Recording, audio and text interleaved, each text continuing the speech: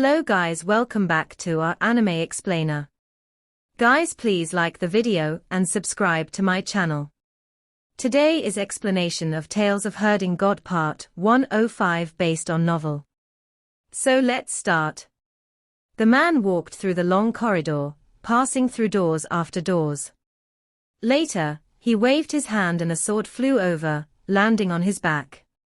Qin Mu followed him step for step.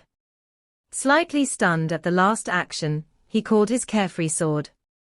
It gently trembled as Qin Mu saw it seemed to be the same sword as the one before him. That man in white walked to the bow of the ship, and raised his head toward the sky to say something. Suddenly, the sky shook violently, and an incomparably huge snake appeared with its mouth wide open. The snake seemed to be extremely far from them, but it was very huge. In the black sky, only its head and neck could be seen while the rest of its body was hidden in the darkness. On the head of the huge snake stood terrifying existences that didn't look like humans. They looked like the god statues in the temples of great ruins, but were the actual living gods. They were currently attacking the ship, and each strike felt like the destruction of a world. Qin Mu was attracted by the sword skills of the man in white since they didn't seem like they were from the mortal world. They had a wonderful charm. This kind of charm gave Qin Mu a feeling of the Tao that village chief and Tao master had mentioned before. What was different though was that village chief said that sword skills were close to Tao while Tao master said that mathematical reasonings were to Tao. The sword skills of the man in white had a different path from that of village chief Pr Tao master. There was a different kind of sword path in it, but Qin Mu couldn't see what it was exactly. His judgment was still not at that kind of level yet. He was obsessed with watching it, though. What he had learned in the past were all techniques, and he'd learned them to the extreme, so his sword skills could be praised to be powerful. When village chief had made him take over as the human emperor and polished his sword skills in the village, he had entered the stage of skill, the beginning of founding sword skills. After that, he had been under the guidance of Eternal Peace Imperial Preceptor, and his attainments on the stage of skill grew, becoming more and more profound. At his stage of skill, he could be known as a Grandmaster. Above skill, there was still the level of path. It was the level of village chief that not even Tao Master had reached. Eternal Peace Imperial Preceptor was also a step away from it. Now that Qin Mu was looking at the sword skills of the man in white from the height of skill, he could see the exquisiteness of the sword skills. As for the realm of the path, even though he couldn't comprehend it, he could still grasp the marvel of it. The sword skills of the man in white were close to Tao and contained true marvel. His enemies were truly strong, they were gods, after all, but they were all still blocked by him. Suddenly, an unforeseen event happened. A terrifying power trembled the time and space. A palm collided with carefree sword, smelting it.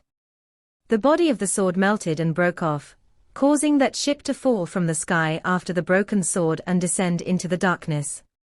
Behind the huge palm, the snake carried the gods over to chase after the falling ship. Qin Mu was on the ship, and he could feel the tremors as it fell from the sky. The white bat god statues flashed by before the ship crashed into the ground and forced its way underground. He then felt violent tremors as the ship passed through the god underground and smashed onto the beehive seals. Qin Mu could see many casualties on the ship from the tremors. Most of the people had died in the collision. The woman walked out and gathered the people that were still alive, bringing them to leave the ship and escape to Yudu. The man in white was severely injured, but he chose to stay behind on the ship and guard the entrance to Yudu. Outside, a huge snake was stretching its head down the abyss while majestic gods stood on its forehead. The huge snake slid down and slithered through the underground, getting closer and closer to the bottom. Suddenly, the apparitions in front of Qin Mu vanished, leaving him standing alone on the deck.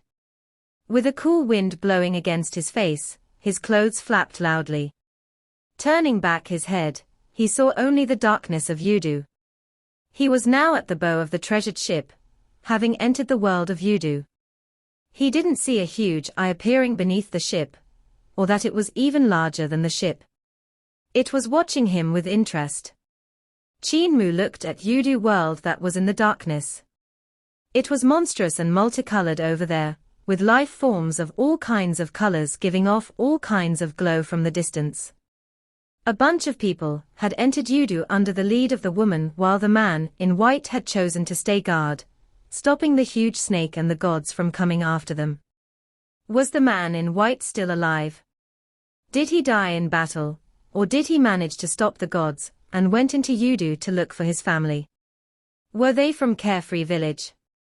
Their surnames were also Qin, so were they Qin Mu kin? Who were those after them? Qin Mu roused his spirit. Maybe he just needed to make this ship float, and he would be able to return to Carefree Village. With his heart ablaze, he walked toward the hold of the ship. It definitely had to have things like a compass to record the route to Carefree Village. Village chief had once given him a mirror and said it was the map to Carefree Village, but he'd sealed it for the time being. Only when Qin Mu had the ability to break the seal could he see the route. That mirror had been found in the huge ship that was unmatched in the world. It was the ship heading to Carefree Village, but it had been destroyed, whereas this ship was still mostly complete. In that case, there had to be something similar, a map that was not sealed. Qin Mu pushed open a door and walked into the ship's bridge. At the bow, the huge eye gradually rose up, and another eye became bright as well, revealing two vertical pupils. A huge snake head appeared in the darkness, and spat out its forked tongue silently, as it stared at youth who was at the bridge. Qin Mu seemed to feel something and turned back to have a look, but he didn't see the two eyes hidden in the darkness. There's something looking at me. Qin Mu's heart leaped. Even though he didn't see the two eyes hidden in the darkness, he could feel their gaze. He turned around, away from the bridge, and closed his eyes while slowly walking outside. His footsteps weren't slow nor fast, and even though he had closed his eyes, he had still walked a circle, a perfect circle. After he did so, Qin Mu stopped.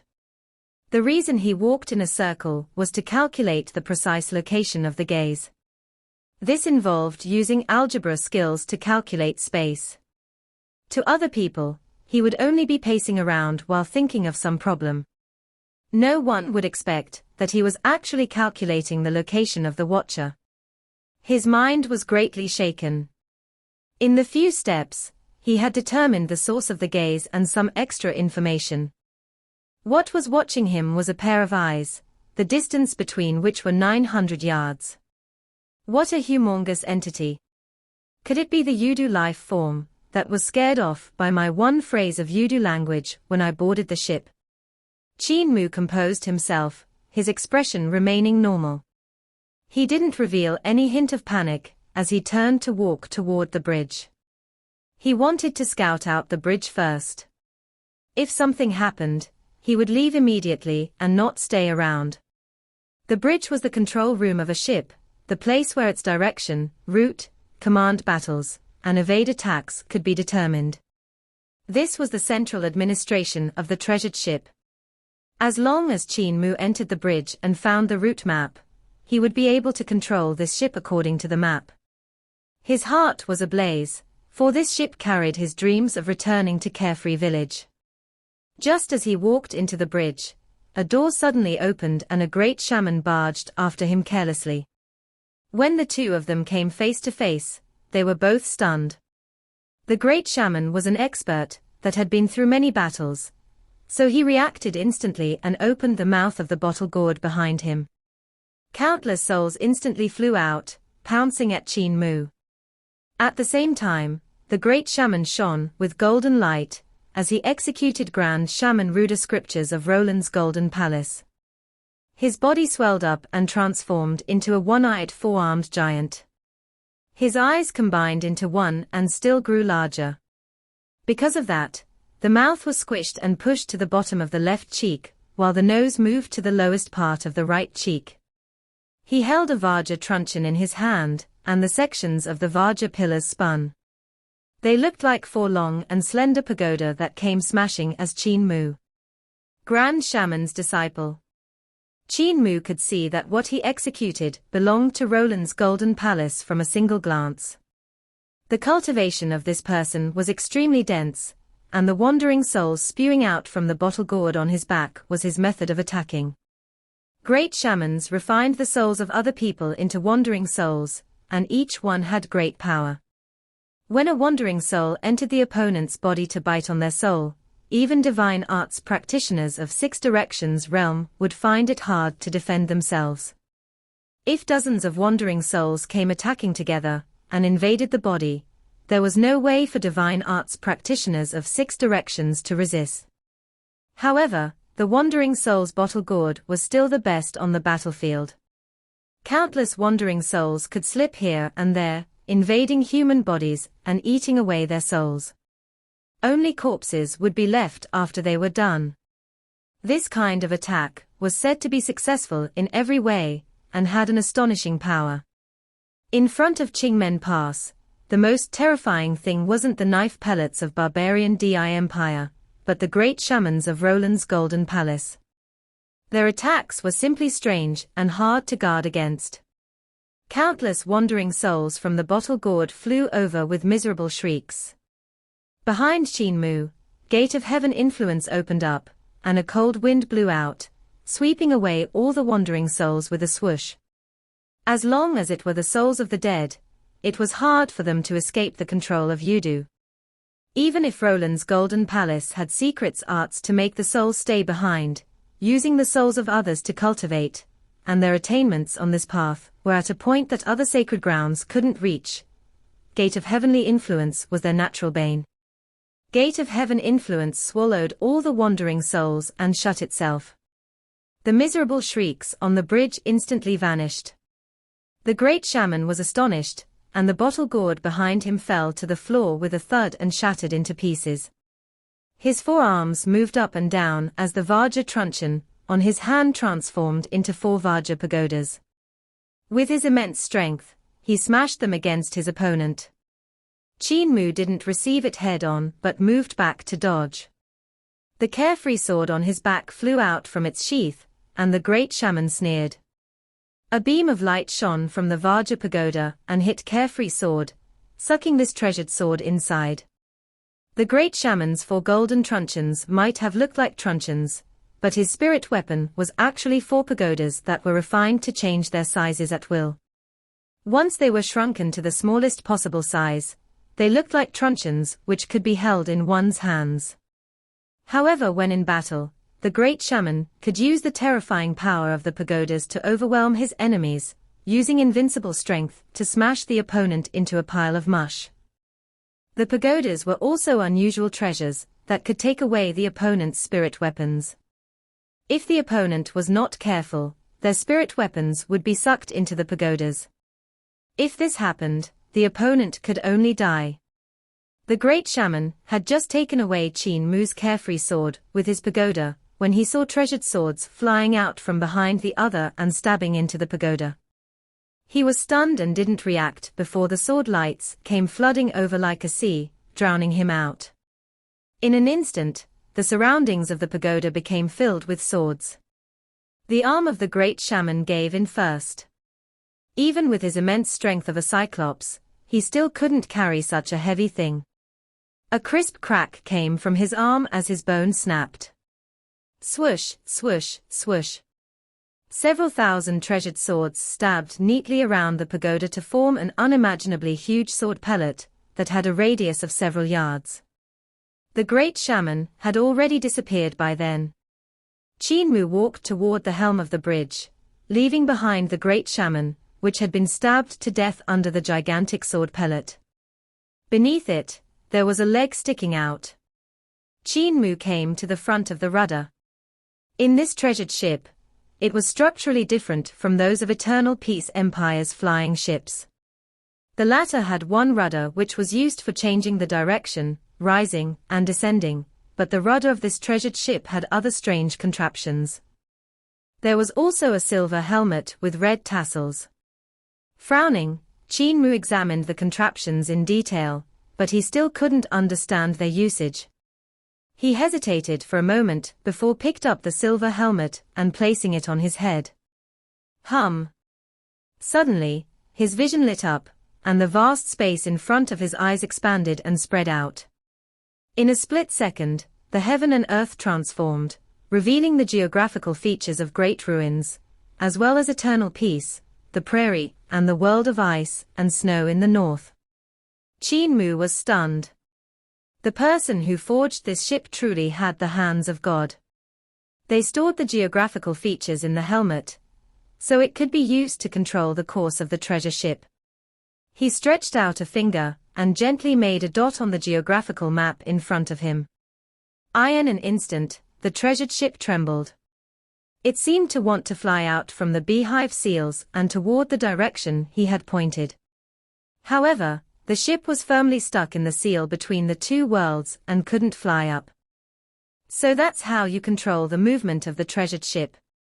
Qin Mu was delighted and blinked a few times. Suddenly, the scenery in front of him changed and an unfamiliar world appeared. It was the geographical map of another world. It had dark voids while the land was hidden in the depths, looking mysterious. What is this place? This isn't eternal peace, nor is it the prairie. Qin Mu examined it again to be sure that he had really never seen this strange place before. He blinked a few times, and the scenery changed again, presenting a magnificent and wonderful world that was neither great ruins nor eternal peace. He blinked his eyes again, and the scenery changed once more. This time, it was a water world with underwater mountains everywhere. Qin Mu tried over 10 times, and there were over a dozen or so geographical maps that he saw. However, it was different from what he had imagined. These maps didn't specify what world they portrayed and had no indicated routes. It left him clueless regarding which world had Carefree Village, and how to find it even if he went to the right world.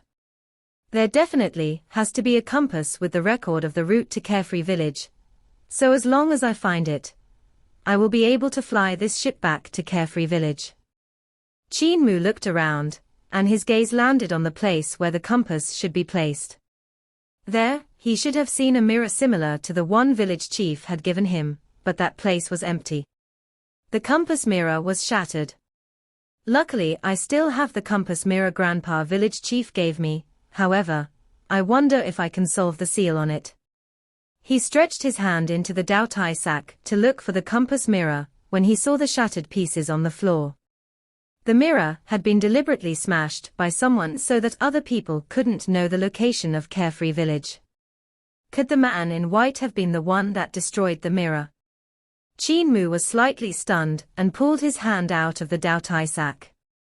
There were many gods that were chasing after the man in white. They had defeated him, and Carefree sword had been shattered, so he would have no more strength to fight against the gods. Yet he had still stayed to cover the escape of his passengers. While doing that, he must have destroyed the compass mirror with the route to Carefree Village before he died, not wanting people to find it. In that case, this ship is a trap. A chill passed down Qin Mu's back of the head, and his hair stood up on end. He pretended to search and started inching toward the door of the bridge. The people who escaped into Yudu might still be alive. The aim of this trap is to capture them and find the route to Carefree Village.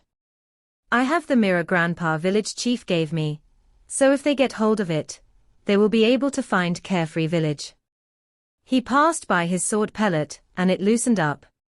The sword hilts started to fly outward and break down, but the feeling of being watched swept over him again.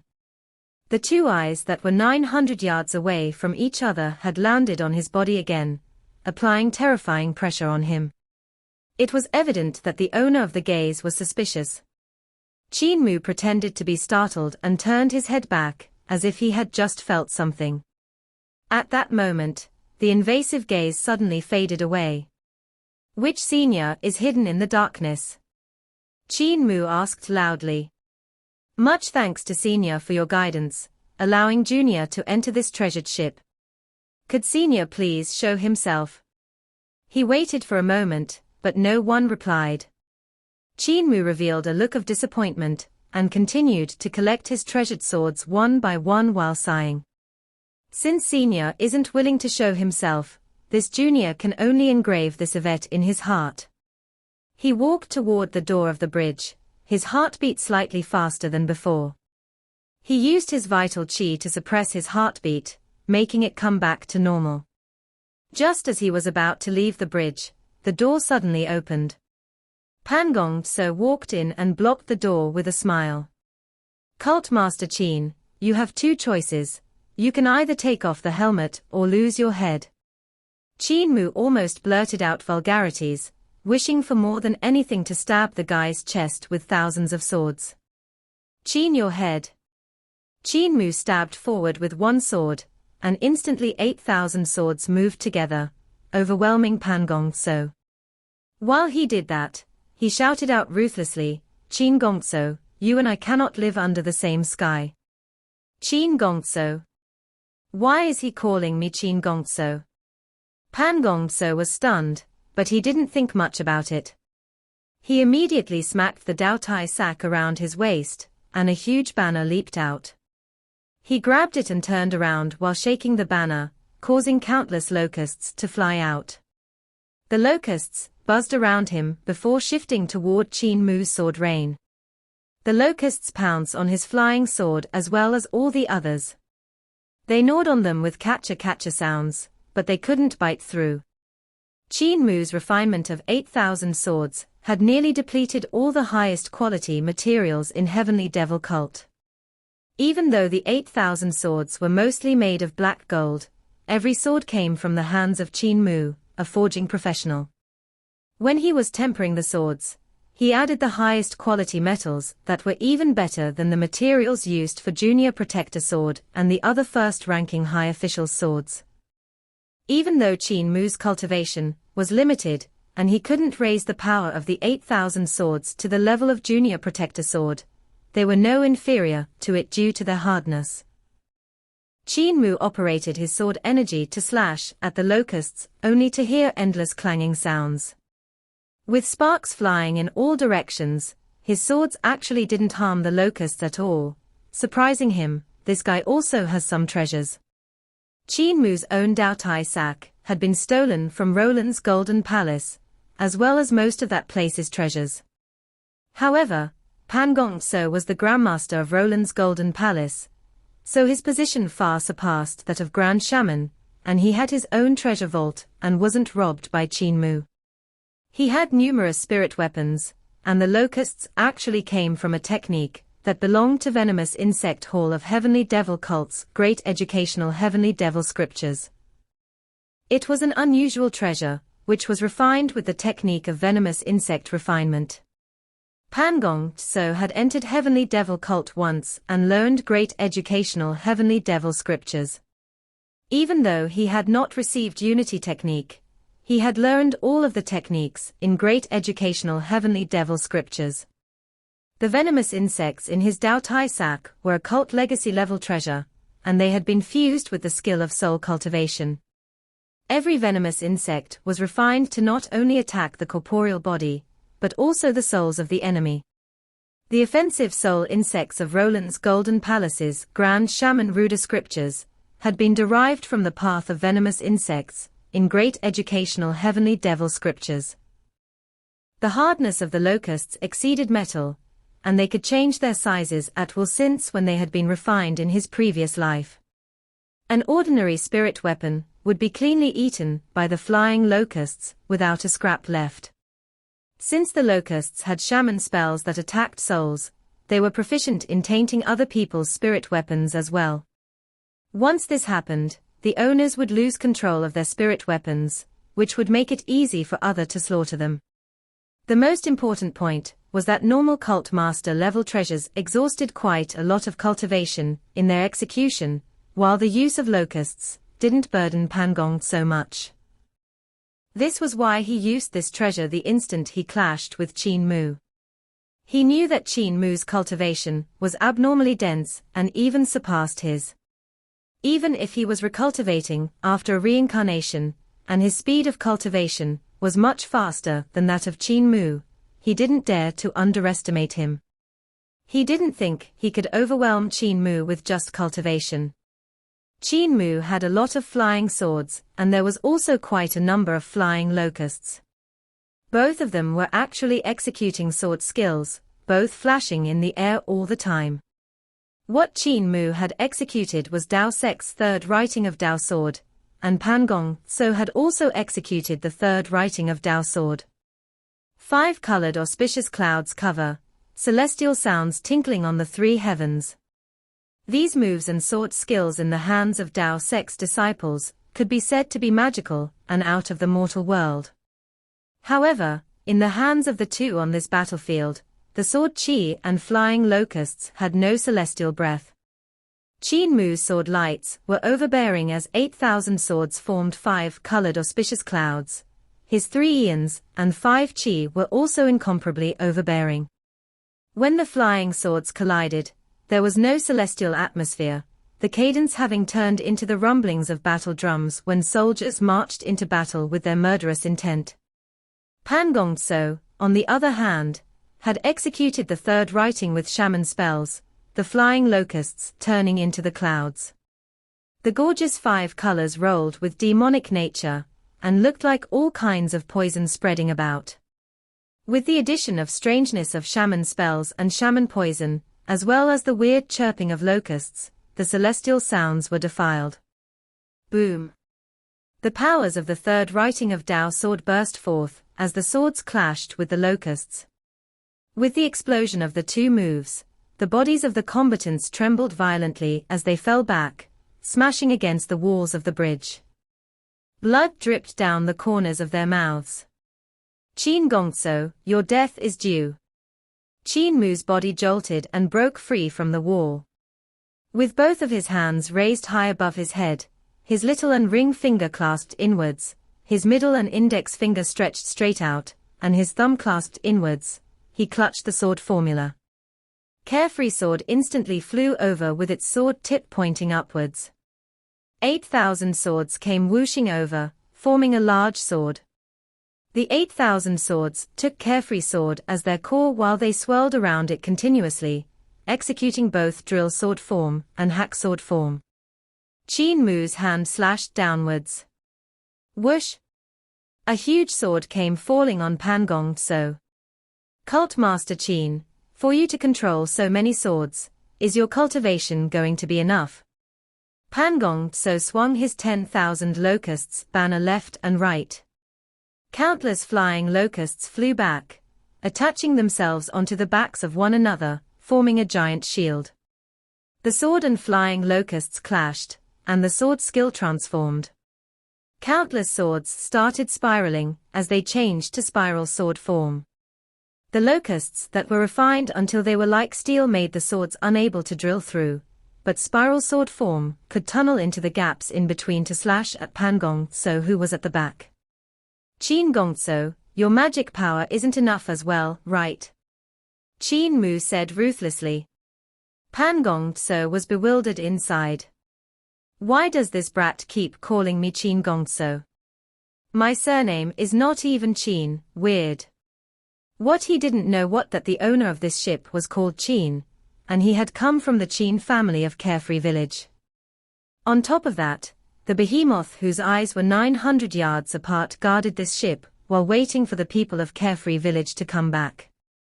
Qin Mu had deceived that terrifying entity with difficulty, acting as a muddle-headed explorer that had found his way here.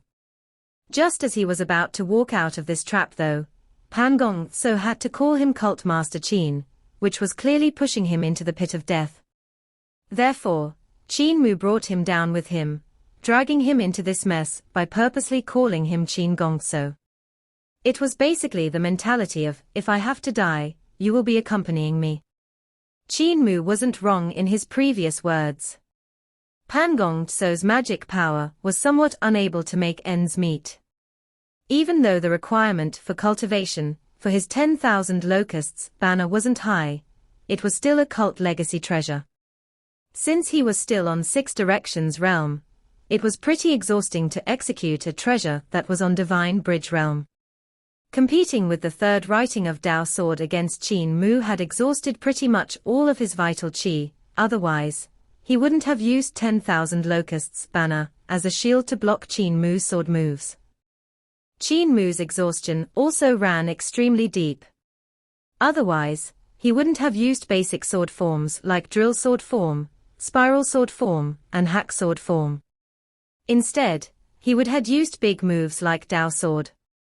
The two of them controlled their spirit weapons strenuously, but since both of them were extremely astonishing and surpassed the category of Six Directions realm, the two people would definitely die miserably if they weren't careful in defending against the opponent's spirit weapon, thus it was impossible to stop halfway. They could only struggle with their lives to rouse their vital qi to fight each other. Qin Gongso, can you give way please? Qin Mu gritted his teeth. With his vital qi cultivation, it was difficult for him to control so many treasured swords. Because of that, several thousand swords fell to the ground or stabbed themselves into the walls. However, it was time for him to attack. Several thousand flying swords flew up to execute all kinds of sword moves with fierce momentum. Pan Gongso couldn't control all of his locusts, so several thousand of them landed on the ground. They wanted to fly up, but there was simply not enough vital qi to control them. Pan Gongso could only control several hundred locusts to clash with Qin Mu. As long as Cult Master Qin takes down the helmet on your head, I'll let you off. Pan Gongso sneered. The spirit weapons that the two of them could control became fewer and fewer in number. Suddenly, Qin Mu executed Rulai's Mahayana Sutra, transforming into a huge Buddha, to fight close combat with Pan Gongso. With a huge mudra pressing down, the gods and Buddha of 8 heavens appeared behind him with resounding Buddha voice. The first form of thunderclap 8 strikes, spring thunder on the lonely East Sea. Vajra unbeatable. Pan Gongso sneered and also executed Rulai's Mahayana Sutra, executing Vajra unbeatable technique. Gold flowed throughout his whole body as if Vajra was protecting him as he clashed with Qin Mu. He had learned the technique and divine arts of Rulai's Mahayana Sutra, but Qin Mu had only learned the technique, so he was definitely inferior to him in divine arts. To Pan Gongso's surprise, even though Qin Mu had executed Rulai's Mahayana Sutra, his leg skills changed and became unpredictable. They had myriad changes, and his body frantically circled around like a phantom. Pan Gongso was caught off guard, and got kicked in the groin by Qin Mu's raised knee. The sudden pain caused him to tear instantly, and suck in a cold breath. Thud, thud, thud. Qin Mu landed numerous kicks on his face, forcing him to move back continuously until his back hugged the wall. Just as death was imminent, Pan Gongso's body suddenly transformed into a shadow, and he escaped through the wall. What he executed was great educational Heavenly Devil Scriptures phantom illusion technique, which allowed him to avoid Qin Mu's heaven-pilfering divine legs. Qin Mu sprinted toward the door of the bridge in delight, while controlling his swords at the same time to stab at the shadow. Just as he reached the door, and was about to open it and rush out, his legs were fixed in place. It was Pan Gongso who had used his flying locusts to block his flying swords, before sticking his shadow close to the ground, stretching out 2 shadowy hands to grab his ankles. Cult Master Qin should leave the helmet. Pan Gongso gave a forceful pull, and Qin Mu transformed into a black shadow which went down to the ground. Both of them had executed phantom illusion technique to transform into 2 shadows, flashing here and there on the walls and the floor to attack each other ruthlessly. Bang! The walls of the bridge trembled violently, and Pan Gongso was blasted into the wall, transforming back into his physical body from the shadow. He immediately sent his flying locusts to bite Qin Mu's shadow that was on the wall. Qin Mu swam quickly through the wall before dropping down from the ceiling of the bridge. His legs were still shadowy, but his body had already returned back to normal as he gave a mudra and forced Pan Gongso to tumble away. Pan Gongso leaped up, but he didn't attack. Instead, he stared blankly behind Qin Mu as droplets of sweat rolled down his forehead. Qin Mu was about to attack him, when he suddenly felt something wrong as well. He froze when he felt two terrifying eyes land on his body. He couldn't help dispersing his phantom illusion technique to land back on the floor, and turn his head to look behind him with difficulty. In the darkness outside the bridge, two huge eyes appeared. One of them was on the left side of the bridge while the other was on the right. The distance between the eyes was 900 yards. The pupils of the two eyes were vertical, and looked strangely evil as they gazed at the two men. Pan Gongso's body trembled, and his legs became shaky. In a hoarse voice, he said, "Cult Master Qin, now I know why you want to leave this place. Qin Gongso, you son of a bitch." Qin Mu gritted his teeth. "If not for you, I would have left long ago." An unpleasant voice came from below the two pupils. It was a screeching sound that was like nails scratching steel. "Which one of you has the surname Qin?" "Him." Qin Mu and Pan Gongso raised their hands at the same time to point at each other. This video will end here.